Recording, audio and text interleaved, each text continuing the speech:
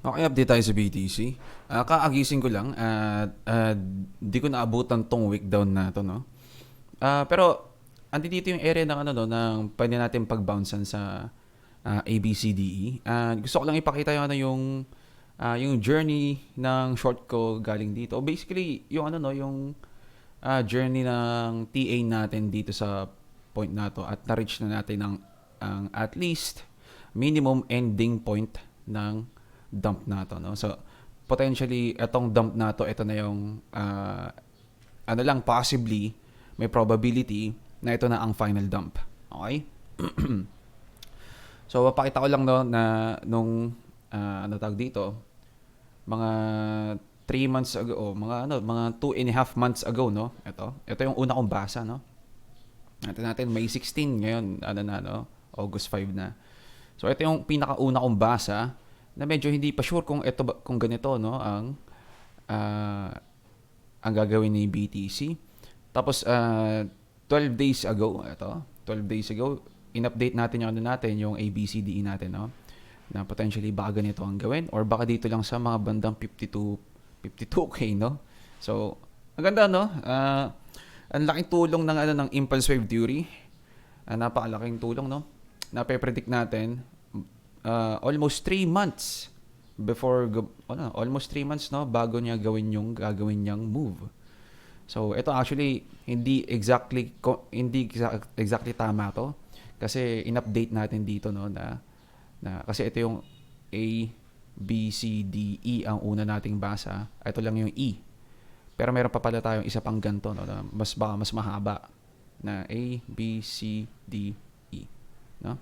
So napakaganda. Papakita ko yung gains ko rin.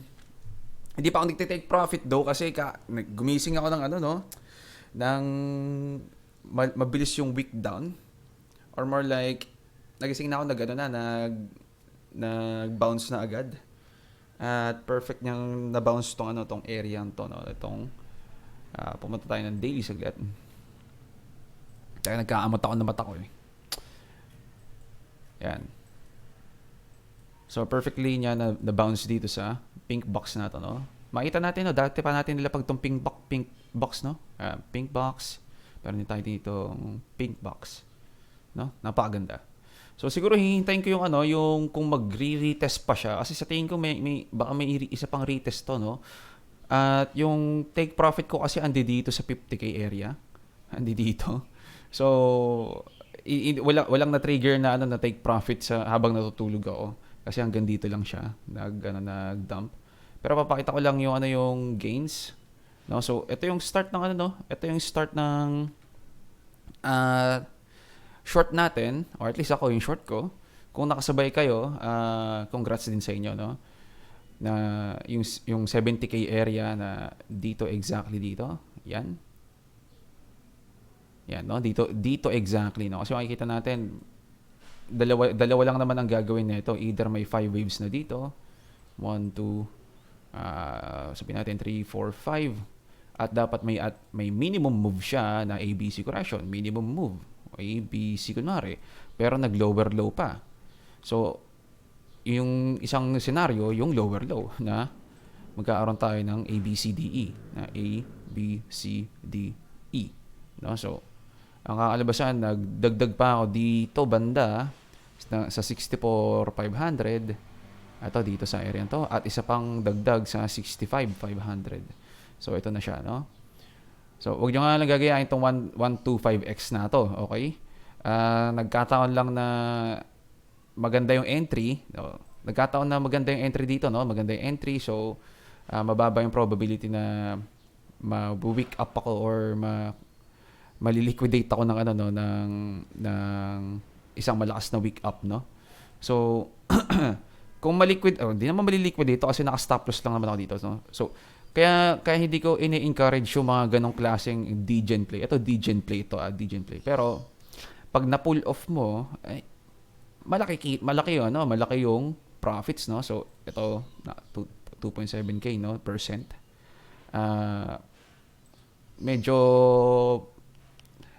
Medyo malaki-laki yan kahit maliit lang yung pinasok ko, no. So dito, no, dito sa point na to, since potentially potentially pwede mag-breakout to. Potentially mag-breakout. Mag-i-stop loss lang ako above dito, no? Yan, mag-stop loss lang ako above dyan.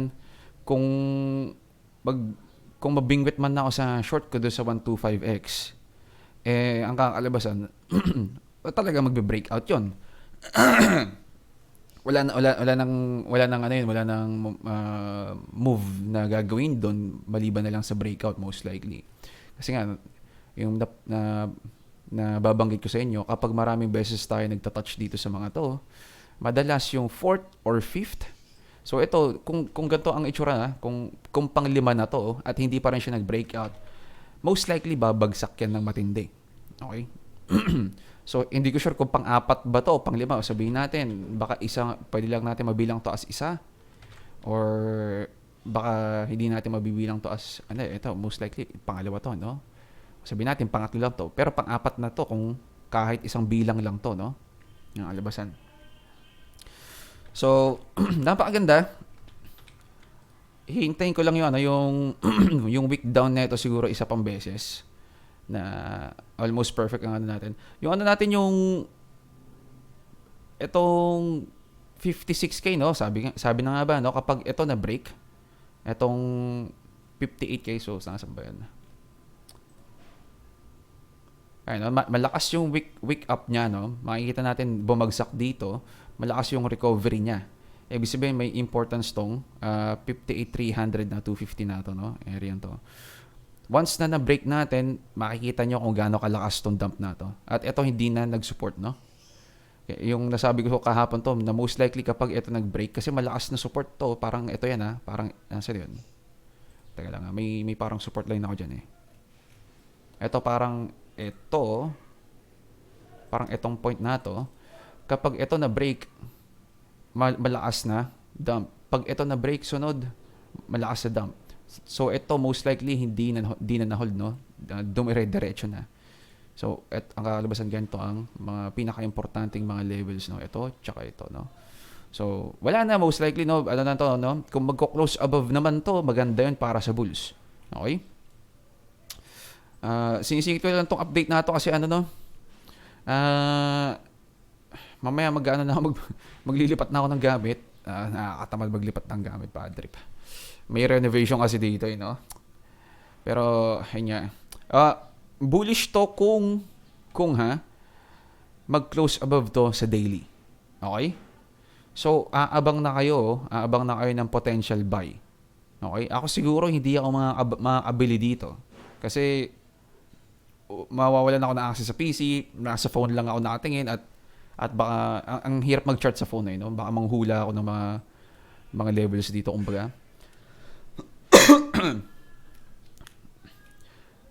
At ang kakalabasan, no, etong areang to, so meron na tayong minimum target, minimum na to na pwede nang mag-bounce. Okay? Pwede mag-bounce to anytime since na-meet niya na yung target. No? Pwede pang lumalim yan hanggang dito sa mga part na to. Hanggang 49k. Okay? Pwede. So, ang actual na matitinding support lines, itong dalawang to. Makikita natin ang order block na to. Okay? Itong order block na to. Tapos, isinagad ko lang tong pink box natin dun sa mga wick up at itong parang start ng pump na to. Okay? So, actually, dapat parang ganito yung itsura. Yeah, parang ganyan. Pero since lapag ko na ganyan, gaganyan lang natin. No? So basically parang 49,500 ata tong area to. Meron din kasing support dito, no? Ito, yan, parang weak, atag dito, resistance dati. Yan, na medyo binalikan ng weak down nato na konti. So, hindi naman exactly tama yon pero hinahanap ko lang yung pinakamaraming point of contact para sa sa support nato, no? So, meron tayong dalawa dito, meron tayo some sort of 1 tsaka 2 dito, no? Ginagamit as close above rin. Okay? So, aabang na kayo ng long dyan. High probability na dapat may some sort of bounce kasi ang lahat ng basa natin, kung sabihin natin ABC, ito, hindi na ABC correction to, no? So, ang isa sa mga maraming nagti-TA ng ganito na ABC correction daw to, no? Hindi na ABC correction to, okay?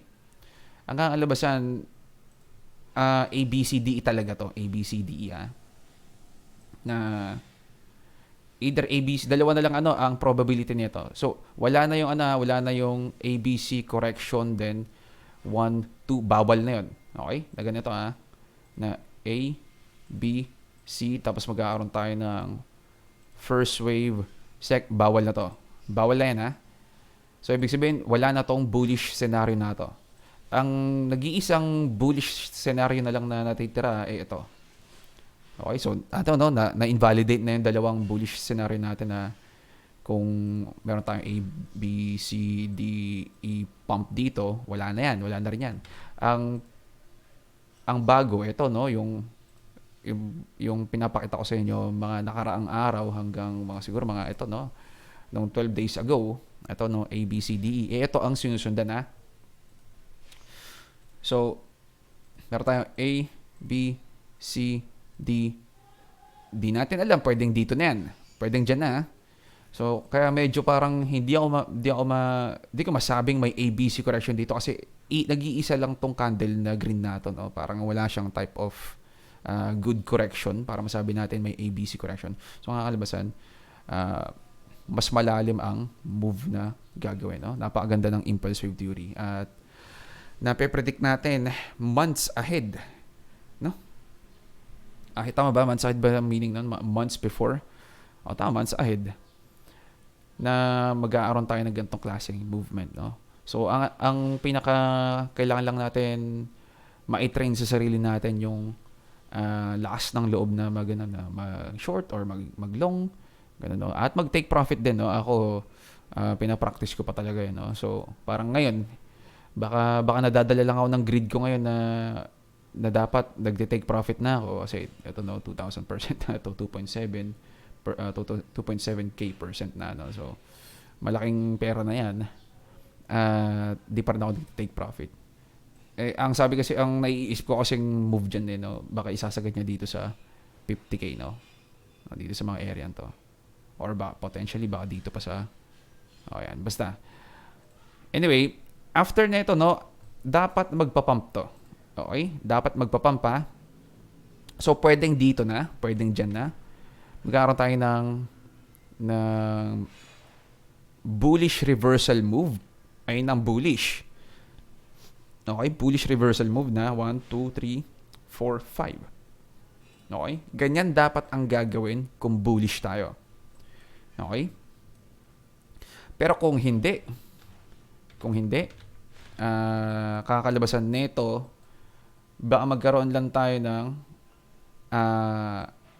ng mas malalim. Okay? At baka reversal yon na bearish reversal. Okay? Which is, ayun yung in-update ko kahapon ng mga bandang 2 a.m. ata o 3 a.m. na meron tayong leading diagonal.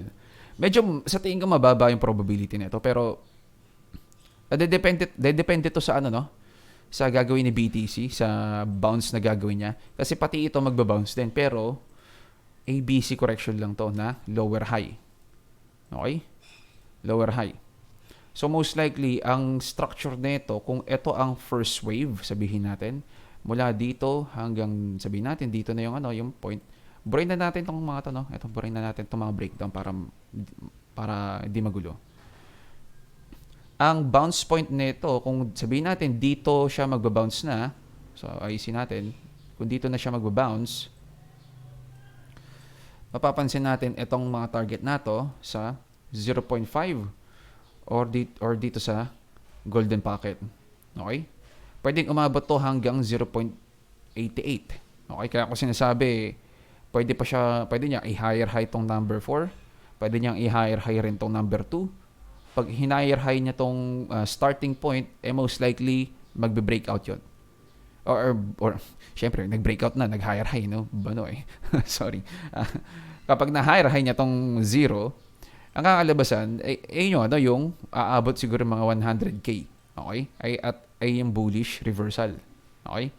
Pero in case, worst case scenario to para sa bears na ganito hanggang dito. Pero typical, dapat 0.5 or 618 ang target, So mapapansin natin, dun din tayo babalik sa mga dati nating mga, so ito meron tayo dito, babalik naman tayo dito sa dating support na to na gagamitin na as resistance, gagamitin as resistance, at gagamitin ulit as resistance. Itong part na to, yung start ng malaking dump na to, no? Ito. Start ng malaking dump na to. So lahat ng to, pati yung 382 kasama, no? Lahat ng to, most likely, magiging strong resistance, no? Okay. So ganun ang magiging plan natin, no? Plano natin. So after ko mag-take profit most likely dito baka hindi ko sure kung makakapag-long ako, no? Kasi kailangan ko bantayan to, pero ang dami kong gagawin ngayong araw. So kayo bahala na kayo, no? Mag-i-stop loss lang talaga ako dito, no? Kung maglulong kayo dito, mag-i-stop loss ako. Importante ang stop loss dito. Kasi hindi ko rin sure kung ABCDE lang to. Okay? Pero dapat ang probability nito magbabounce dapat to. So sa dalawang basa natin yon ng bullish at bearish, dapat magbabounce siya. No? Either mahinang bounce, dump, or malakas na bounce na ATH ulit. Okay? Dalawang scenario dapat. So, wala akong makitang way na, or wala akong makitang parang, sabihin natin, actually parang meron pala, no? Sabi ko sana, wala akong makitang way na magbe-breakdown to ng malakas agad. Wala akong makitang way. Ayun sana sasabihin ko. Pero may possibility na medyo parang stretch nga lang to sa tingin ko, pero hindi ko sure, pero possible. So meron tayong itong basang to, ABCDE na to, yung luma na mataas yung letter E natin. Meron tayong lumang basa na ganyan na ganito, no? A, B, C, D, E. Paano kapag itong ABCDE na to actually yung leading diagonal na? So possible mangyari na leading diagonal na to 1, 2, 3, 4, 5. At itong bounce na to, ito na yung bounce ng second wave ng macro move to the downside. Kung titignan natin, possible mangyari. Kasi makikita natin, tayo, no? Nagdadalawang isip tayo sa 0.5. Ito, no? Breakout, rejection sa 618, bounce sa 0.5, breakout,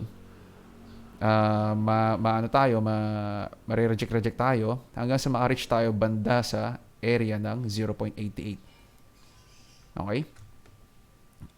Itong 0.88 maximum target ng second wave. Okay? So, teka lang So, paano kapag medyo hindi pa natin sure to, pero in case na gano'n ang kakalabasan, so meron tayong leading diagonal 5 dito. Hindi ko sure na ganito gagawin, pero may possibility. Meron tayong first wave, second wave, at kaya siguro sobrang steep netong dump na to kasi baka gumagawa tayo ng third wave pababa na ganyan. Okay, medyo mababa pa ang probability nito. Medyo mababa pa. Pero yung short kong galing dito papunta dito, medyo wala nang masyadong profits yun. Ang kakalabasan, lang yun, kasi ang shorts kasi, no, diminishing returns ang kakalabasan, diminishing gains. Habang, so for example, no, kahit sabihin natin, mula dito hanggang dito, yan, 23%, pero pag isasagad ko sa number 3, 50%, no, pero actually, dapat dito yung dito yung parang plus 25%, no? At meron tayong malaking gap dito. Ito malaking gap na hindi natitake as some sort of profit, or basically itong part na to na ibabawas dun sa short, no? Parang nadidiminish yung gains. Nababawasan yung gains. Ganto kalaki yung nabawas, no, sa gains. Kaya mas gusto natin yung long kasi ang kalabasan mula dito hanggang dito, O 50%, pwede ng 50% agad to, no? So, kung isasagad natin hanggang dito, sabihin natin, o 100% agad to, no? Yung multiplier natin sa long mas malaki kumpara sa short, no? So, ito, ulitin ka, mula dito papunta dito, 25% na, no? So, dapat dito sa 52k yung parang middle line, no? Pero kung ibabagsak natin, dito yung 50%, tapos dito banda, yung 52%, meron tayong nasayang na diminished returns dito. Okay? So, ayun yung yung ayaw ko gawin sa short, no? Kaya siya tawag na short kasi most likely, short hodl lang yun. Okay? At kaya tayo may tinatawag na long kasi most likely, mas mahaba yung hodl ng mga longs, no? So, ayun lang gusto ko i-point out na possible mangyari to pero mababa pa yung probability. Kailangan natin ito nga, yung sinasabi ko, no? Ini-introduce ko lang to, no? Ini-introduce ko lang to in case na ganito ang gagawin. Pero sa ngayon, mababa pa ang probability. Okay? Mababa pa. Naglalag ako. Teka lang ha. Sira ba yung mouse ko? Ay, hindi. Basa kasi yung mouse ko. Natuluan yung malamig kong inumin. Tumutulo yung tubig ng... Sorry. Okay. So, may tubig yung mouse ko, kaya ayaw gumalaw ng mouse ko. Okay, sorry. So, ang kakalabasan, possible mangyari to, pero dapat aabangan natin yung bounce nito. So, kaya ako sinasabi, karoon kayo ng some sort of stop loss dito habang nagsasalita ako, naglilinis ako ng mouse ko.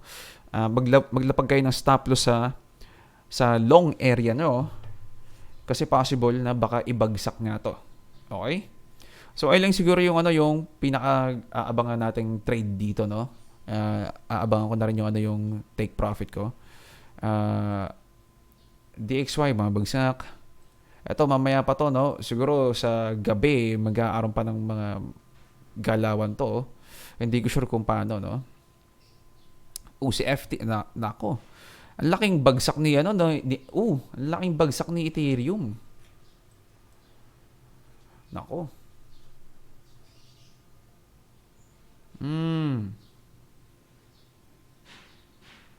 Delikado to, no? Wala, okay.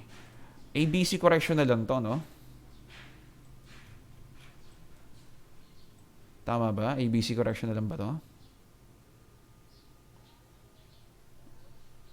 So parang, dito di ko sure kung dito banda ba yung first wave. Kasi pag dito na, at nakakalapit siya dito, no? Napaka-delikado nun.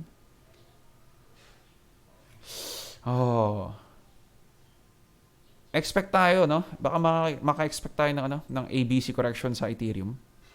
A, B, C. Na baka zigzag correction to. So most likely dito banda sa 618 first wave nito. Tama, first wave nito. So ganito ang itsura niyan. Ganyan, no? 618 first wave.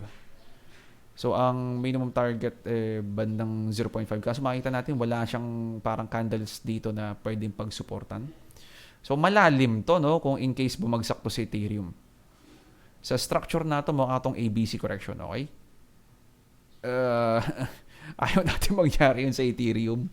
Napakalaking bagsak na ito, no? Mapupunta ka sa $300. So, no? Ultra bear market yun, kakalabasan. Pero sa nakikita ko,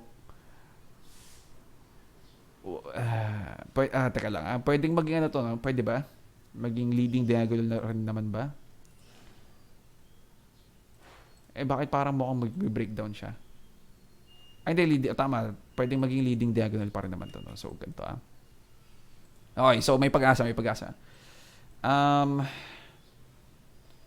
Meron tayong 5 waves dito of some sort na 1, 2, 3, 4, 5. Okay, pwede. So, magkakaroon tayo ng ABC dito. Sabihin natin, A, B, C. Fake breakdown. Titignan natin, double check natin. Dapat makakita tayo ng 0.5 area. So, pwede tayo makapunta pa dito sa 1.8K. Yan. fake breakdown, or sabihin natin kung mas malala, dito pa sa 1.5K. Okay? So, itong dalawang to mag-fake breakdown to pero hindi maglo-lower low. Then, magpa-pump siya for third wave. Okay, may possibility na ganun ang gagawin Aabangan natin yon. So, tingnan natin ang total tree na hindi kasama sa Ethereum at BTC. Okay, ganun lang rin naman ang ginawa, Sindan lang naman yung descending channel natin 1, 2, 3, 4, 5. So, basically, si Alts, meron siyang potential move na after ng ganitong pump na 1, 2, 3, 4, 5 na to, meron tayong corrective move na A, B, C, D, E. Pwede tayo mag-long dito at magpa-pump to for third wave at most likely baka breakout yun. Kung ganun ang gagawin Kung ganun ang gagawin. Depende yan sa galaw ni BTC. Kung yung galaw ba ni BTC corrective move lang or baka yung leading diagonal. So, mas bias ko yung corrective move, no? Mas bias ko. Medyo mas bullish pa rin ang sentiment ko kahit medyo personally parang mas bearish pa dapat sa tingin ko, pero since na ang structure kasi natin nasa bullish structure pa rin tayo, no? Nasa bullish structure pa rin tayo. Hindi pa tayo bababa dito. Ito yung yung parang pivot point most likely. Na kung bumagsak tayo dito, makikita niyo yung impulse wave theory ko, no? Ito. Makita niyo yung impulse wave theory ko na i-break down itong point na to, no? So, ibig sabihin, hanggat andito tayo sa ibabaw, bullish dapat ang sentiment. Okay? So, possibly 1, 2, 3, 4, 5, then magpa-pump. Ganun ang nakikita kong mas higher probability. Mas mababa ang probability na ito ang gagawin. Okay? Lalo na kapag hindi na pwede, walang bull market dito kapag na balikan niya tong fifth wave or basically first wave to. Yan. Walang bull market ang kakalabasan at nasa loob tayo ng napakalaking correction. Okay? At ito, napakalaking bull trap lang. Kung ganun ang gagawin so hindi dapat ma-break to itong 31K. No? Dati ko pang nasabi to yung 31K, no? So, pero sa tingin ko pag ito dito pa lang na-break na, sa tingin ko bearish na yun. Na bear market pa yun. Okay? So, ilo siguro update natin. Ang summary natin, itong point ng dump ni BTC, pwede na tayo mag-bounce dito. Abang-abang ng long, pero yun nga, stop loss lang in case na mag-breakdown kasi hindi pa nagbubukas ng stock market. No? Mamaya pang gabi to. May potential dump pa to, kakaumpisa pa lang ng araw, so papakita natin, no? Kakaumpisa pa lang ng daily candle natin at may dump na agad tayo. Excuse me. Sisinok ako. No? So, yan. Nasa below 30 RSI na tayo sa weekly. Tignan natin saglit. Nag-breakdown tayo. Pero hindi pa nag-start na ba to? Ano ba to? August 5. Nag-start na pala tong candle na to, no? So, dito sa previous candle natin, breakdown. Medyo mas bearish pa pala sa expected ko. Okay, medyo mas bearish siya sa expected. Makikita nyo yung engulfing candle. Makikita nyo tong malaking dump na to. Masyado siyang steep. Masyado siyang malakas na dump. So, may possibility na na tumataas din tong probability na to. Hindi ko gusto sabihin na mataas yung probability nito, no? Pero, since meron tayong gantong dalawang, at least itong candle na to, engulfing, meron siyang reversal pattern. Teka lang Meron siyang reversal pattern na na ganito, na dragonfly candlestick pattern na sinundan ng engulfing candle, madalas reversal pattern yon.